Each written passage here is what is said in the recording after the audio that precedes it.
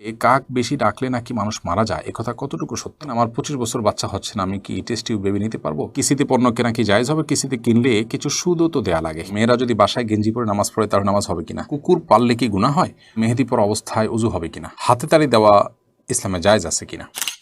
সুরাইয়া নিশু আপনি লিখেছেন, কুকুর পাললে কি গুনাহ হয়? কুকুরটি আমাদের উপকার করে, অচেনা কাউকে রাতে ঢুকতে দেয় না বাড়িতে। কুকুর পাললে গুনাহ হয়, ব্যাপারটা এরকম নয়। কোরআন হাদিসে কোথাও এরকম কথা নেই যে কুকুর পাললে গুনাহ হয়। হ্যাঁ, কুকুরকে ঘর বাড়িতে মানুষের মতো করে রাখা, এটা হাদিসে নিষিদ্ধ। শয়তান কুকুরের আকার ধারণ করে, নানা কারণ আছে। ওই ঘরে রহমতের ফেরেশতা প্রবেশ করে না যেখানে কুকুর থাকে এবং কোনো প্রাণীর ছবি আঁকা থাকে বা ভাস্কর্যতে থাকে প্রাণীর। যদি কুকুর আমাদের বাড়ির আঙ্গিনার মধ্যে, ঘরের বাইরে, গেটের আশেপাশে কোনো কক্ষে থাকে এবং পাহারাদারির কাজ করে, সেটা অবশ্যই জায়েজ আছে। কুকুর দিয়ে শিকার করা, কুকুর দিয়ে পাহারাদারির কাজ করা, এগুলো জায়েজ আছে। এবং সেই সব বিবেচনায় কুকুরের প্রতি সদয় হওয়া, তাকে খাবার দেয়া, চিকিৎসা করানো, এগুলো সবগুলো শুধু জায়েজ নয়, বরং নিয়তের ভিত্তিতে সেগুলো সবের কাজও হতে পারে। অতএব কুকুর পালা এটা কোনো নিষিদ্ধ বিষয় নয়।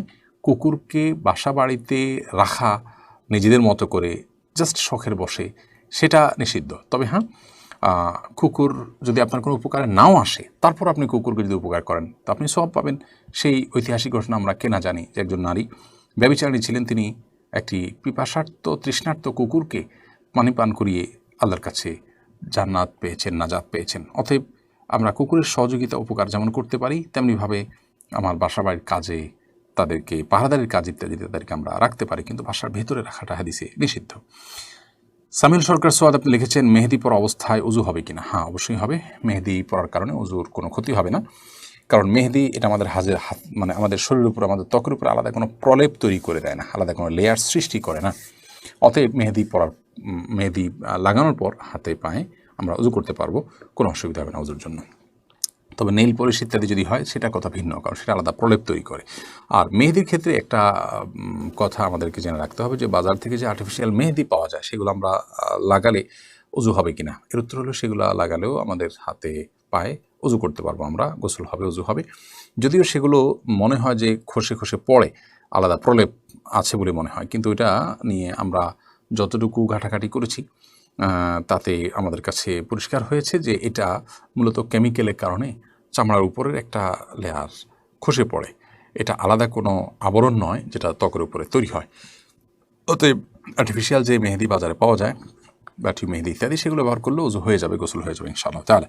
এটা নিয়ে আমাদের আগের ফতোয়া ছিল, বা আগে আমরা এটা নিয়ে বলেছিলাম যে এটা হবে না, এর কারণে ওযু হবে না যদি আর্টিফিশিয়াল মেহেদি পরেন, কিন্তু সেটা আমরা প্রত্যাহার করেছি এবং আমাদের পরবর্তী পড়াশোনা, জানাশোনা, এটা নিয়ে ঘাটাঘাটি থেকে প্রমাণিত হয়েছে যে অন্যান্য ওলামায়ে কেরাম ফতোয়া আছে যে আর্টিফিশিয়াল মেহেদি পরলেও, ব্যবহার করলেও ওযু হবে।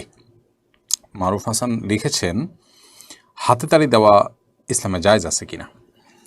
দেখুন, আনন্দ প্রকাশের জন্য আমরা অনেকে হাতে তালি দিয়ে থাকি।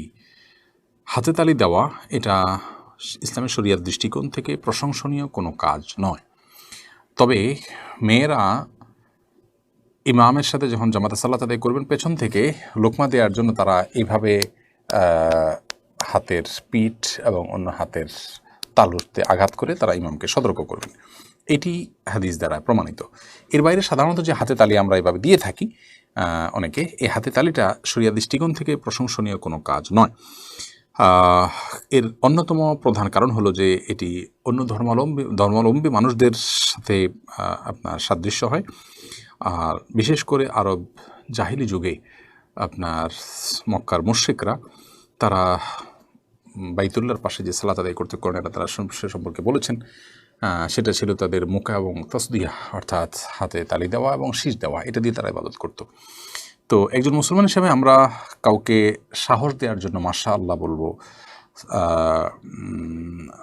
আমরা অন্য কোনো ভাষায়, অন্য কোনো শব্দ দিয়ে তাদেরকে আমরা উৎসাহ দিতে পারি, কিন্তু হাতে তালি দেওয়া এর শরীরের দৃষ্টিকোণ থেকে প্রশংসনীয় কাজ না। কিন্তু কেউ যদি হাতে তালি দেন এতে হারাম হবে, ব্যাপারটা ওই পর্যায়েরও কিন্তু না। আরিয়ান খান নাহিদ আপনি লিখেছেন, আমাদের এলাকায় বলে কাক বেশি ডাকলে নাকি মানুষ মারা যায়, একথা কতটুকু সত্য? কাক বেশি ডাকলে মানুষ মারা যায় এরকম কোনো কথার কোনো ভিত্তি নাই, সম্পূর্ণ কুসংস্কারাচ্ছন্ন একটি বিশ্বাস। অনেক কুসংস্কারাচ্ছন্ন বিশ্বাস এখনও আমাদের সমাজের রন্ধ্রে রন্ধ্রে আছে, এগুলো আমাদেরকে দূর করতে হবে। মুসলমানের বিশ্বাস হতে হবে কোরআন এবং হাদিস ভিত্তিক, ওহী ভিত্তিক, কিংবা আপনার অভিজ্ঞতার আলোকে প্রমাণিত। নিছক লোকের মুখে শোনা এবং ধারণাভিত্তিক কথা এটাকে বিশ্বাস করবে না মুসলমান। যদি করেন তাহলে সেটা তার ইমানের ঘাটতি এবং ইমানের দুর্বলতা, ইসলাম সম্পর্কে অজ্ঞতার প্রমাণ হবে, এবং সেটা কোনো কোনো ক্ষেত্রে শিরকে পর্যবসিত হতে পারে। জেসমিন আলম আপনি লিখেছেন, আমার 25 বছর বাচ্চা হচ্ছে না, আমি কি টেস্ট টিউব বেবি নিতে পারবো? টেস্ট টিউব বেবি নেওয়াটা অনেক শর্ত সাপেক্ষে জায়েজ। এর ভিতরে অন্যতম প্রধান শর্ত হলো যে স্বামী স্ত্রী পরস্পরের আপনার ডিম্বাণু স্বীকরণ হতে হবে, অন্য কারোরটা হতে পারবে না। দ্বিতীয়ত হলো এটা আপনার এটা করতে গিয়ে আপনার হস্তমৈথুন অথবা পরপুরুষ বা পরনারী তাদের কাছে আপনার পর্দাহীনতা বা সতর্কহীনতা যেটা সেটা হতে পারবে না। এরকম বিভিন্ন শর্ত সাপেক্ষে যদি স্বামী স্ত্রী পরস্পরের ডিম্বাণু শুক্রাণু সংগ্রহ করা যায় এবং টেস্ট টিউব বেবি নিতে চান তাহলে সেক্ষেত্রে নিতে পারেন। অনেকগুলো শর্ত আছে এক্ষেত্রে। সাকলাইন আলভি আপনি লিখেছেন, কিস্তিতে পণ্য কেনা কি জায়েজ হবে? কিস্তিতে কিনলে কিছু সুদও তো দেওয়া লাগে। কিস্তিতে কিনলে একটু বেশি দাম দেওয়া লাগে অনেক সময়, এটা সুদ হিসেবে বিবেচিত হবে না।